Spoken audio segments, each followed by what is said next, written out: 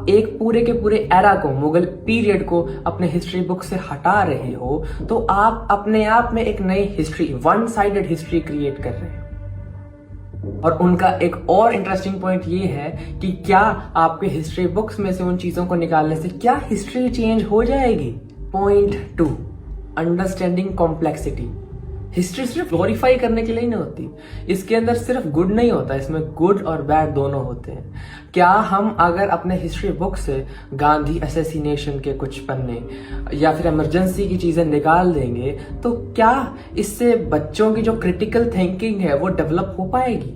क्या उनका तर्क देने का, सोचने समझने का तरीका आगे बढ़ पाएगा?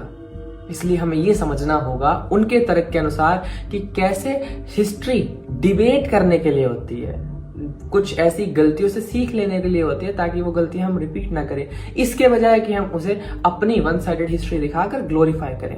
Point 3, political agenda. आपका कुछ लोगों का मानना है कि ये एक तरह से नैरेटिव बिल्ड करना है, पुश करना है अपने नैरेटिव को एक पॉलिटिकल पार्टी के द्वारा, जिससे वो सामने वाली पॉलिटिकल पार्टी का, ऑपोजिशन का एक तरह से जो भी कंट्रीब्यूशन है फ्रीडम स्ट्रगल में उसे खत्म करना चाहते हैं और अपनी वन साइडेड हिस्ट्री को, लेगेसी को एक तरह से आगे पुश करना चाहते हैं, उसको बढ़ाना चाहते हैं, उसे ग्लोरीफाई करना चाहते हैं। तो बात सिंपल नहीं है, दोनों साइड्स के आर्ग्यूमेंट्स बहुत ही ज्यादा स्ट्रॉन्ग है।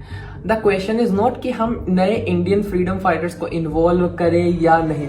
The question is, should we delete the complex और most disturbing parts of our history, जो हमारे कहीं ना कहीं सत्य से हमारे दिल को नुकसान पहुंचाते हैं, हमारी भावनाओं को नुकसान पहुंचाते हैं। अब कंक्लूजन ये है कि ये बहुत बड़ा टॉपिक है डिबेट करने के लिए, और इसका असर पड़ेगा हम सब के जीवन पर, हमारे आने वाले फ्यूचर जनरेशंस पर, इस भारत की एक तरह से फ्यूचर पर।